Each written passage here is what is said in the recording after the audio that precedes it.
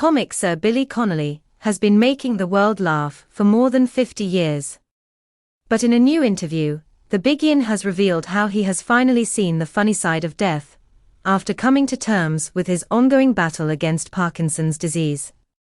His world was turned upside down in 2013, when doctors diagnosed him with prostate cancer, which he got the all-clear from and Parkinson's on the same day.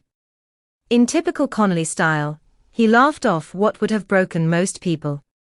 "Yes, it was a funny week I had," he chuckles. "On the Monday, I had hearing aids. On the Tuesday I got pills for heartburn, which I have to take all the time, and on the Wednesday I got news that I had prostate cancer and Parkinson's.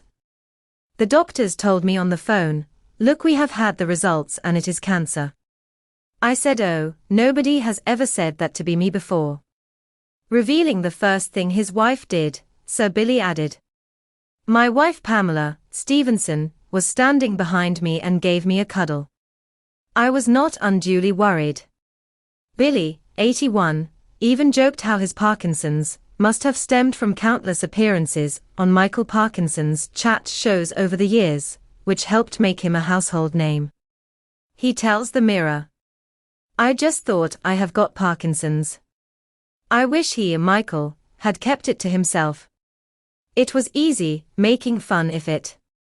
You just confront it and make decisions based on it. You just have to think, don't think you are being badly treated in life, or you have the bad pick of the straws.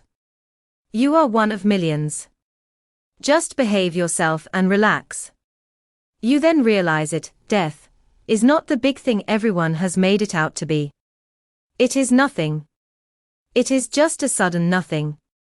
Billy talks about his health struggles, career highs and lows next Monday, as the first celebrity guest on the new BBC One series In My Own Words.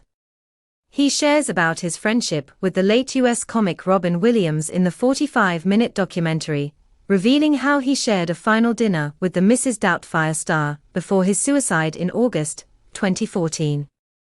He discusses his booze battle, the loneliness of fame, and how he feels he was a bad father to Jamie and Cara, his children by first wife Irish Pressar, who he married in a drunken ceremony in 1969. He confesses to being guilt-ridden after being propelled to comedy stardom from the Clydesdale shipyards, often leaving his young family to hit the comedy circuit. He speaks of his abusive childhood and how he has found peace living in Key West, Florida, with his wife of 35 years, comedian-turned-psychologist Pamela Stephenson. Billy, a former welder on the Glasgow shipyards, laughs. "Essentially, I am a Clydesdale worker who got lucky. I love the Clyde. I loved the men and the camaraderie. It was a lovely time in my life working with genuinely funny men. I was a welder and we were known as the Erection Squad. How is that for a title? When I started out in comedy, I had long hair, a beard and electric blue velvet flares. Someone said to me, 'You are windswept and interesting.' I said, 'Exactly.' After that I had to maintain my reputation. In the early 1960s, after finding a way out of the shipyards to become a member of the folk rock band, the Humble Bums with Jerry Rafferty, Billy went on to become a solo artist. A transition from folk to comedy followed in the early 1970s, with a stint at the Edinburgh Fringe, followed by his first album Connolly Live, which helped him top the UK singles chart in 1975 with his single D.I.V.O.R.ce. In the new documentary, Billy tells how comedy saved his life after being abused by two sadistic aunties, following his abandonment by his mum, Mary, aged 4.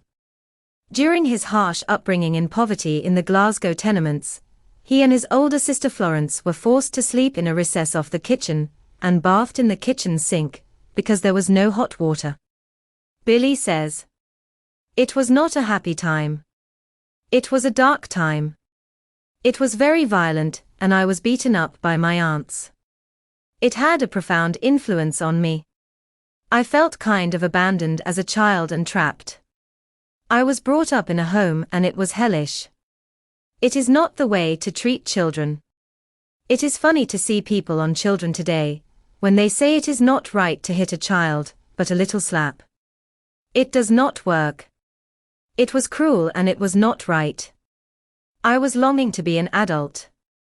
I kept thinking, where is all the fun? I read books at school where kids were having fun with their parents, but for me, it was not there. Comedy freed him, but countless nights on the stand-up circuit also left Billy turning to booze. He says, "I was very successful, but I was very naive, and I was about to fall on my ass with alcohol. I was just about to blow it. I felt as if I could do anything. I did my best, but I got drunk and threw myself around. It was waste of time. Success makes you lonely. It is difficult to live with. Some people join monasteries and others get drunk. I got drunk. Alcohol does not make you clever. Once I was in a phone box, and I could not find my way out. I mean, it is hardly Hampton Court maze, is it?" He reveals his saddest moment at the height of his success in 1980 to be doing the famous TV show This Is Your Life, then hosted by late TV star Eamon Andrews, who paid tribute to Billy's glittering career. But the comic says it was painful to be on the same show as his first wife Iris, who he later divorced in 1985 alongside his current wife Pamela, who was one of the surprise comedy star guests. He reveals, "My life was a mess at the time. My wife and I were not getting along, and it was all coming in on me. I was not sure what to do about it. Love is easy. It is everything else that is hard. Love is the easiest thing in the world. It falls on you and devours you. All you can do is return it, but sometimes the world comes along and the world takes control. There are all these different pressures on you and it is difficult.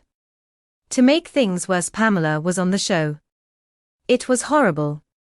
Gazing at his wedding day photo to Iris, who died from alcoholism in 2010 aged just 67, he says, "It was a time in my life I have cut out and left. We both look drunk, we both were drunk. I got married in the government office in Glasgow. We had a horse and cart to take us there, and we got half legless, and I played a gig that night in Kilmarnock." Billy was saved thanks to fellow comic Pamela Stephenson, whom he met after a brief appearance on her BBC sketch show Not the 9 O'Clock News alongside Mel Smith, Griff Rhys-Jones and Rowan Atkinson. Instantly taken by Pamela's zany sense of humour, Billy says, "When I did Not the 9 O'Clock News they were all off their heads." Pamela was a huge star at the time. She later came to see me in Brighton. I remember we were back in the hotel that night, and she said, "I am going to bed." I just said, "I will see you in a minute."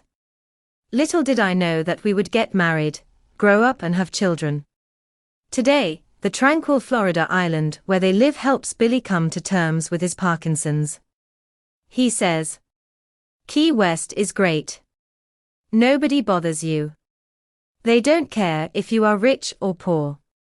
Everybody gets along. There is a lot of relaxation in the air. Everyone is free. Everything is cool and the fishing is great." Sober for 40 years, looking out from the windows of his seafront home, he says, "Therapy saved my life. When I gave up alcohol I thought that will do me. I thought I might lose my wildness, but it is not wildness. It is pretend wildness. I don't have any regrets. I am perfectly happy."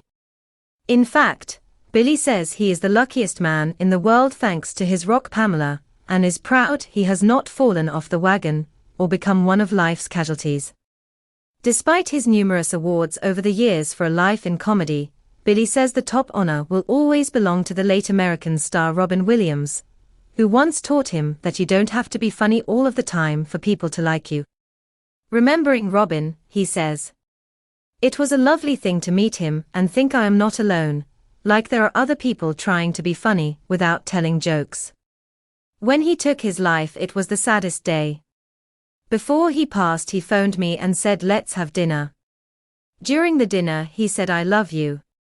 He said do you believe me? I said of course I do. He said believe me, I love you.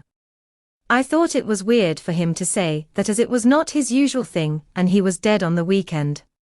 I always felt that was him saying goodbye. It was a sad day in my life, as I saw his whole career and it was stunning. He was like a rocket ship and it just took off. He was the best ever. Today, Billy looks back on his own comedy days with pride, admitting he can't believe the outrageous jokes he got away with in the early years, which would shock today's woke brigade. Thanking the late Michael Parkinson for help making him a star, he signs off. The Parkinson Show made me. That was a great moment and I became a star. I did the show and I never looked back. I have to say, something happens to you on the way from the dressing room to the stage which is magical. That is how it feels and you turn to the left and the audience is there. You wave and they just go crazy. * Billy Connolly. In my own words as Monday, September 2nd, on BBC One at 10:40 p.m. Follow Mirror Celebs on Snapchat, Instagram, Twitter, Facebook, YouTube and Threads.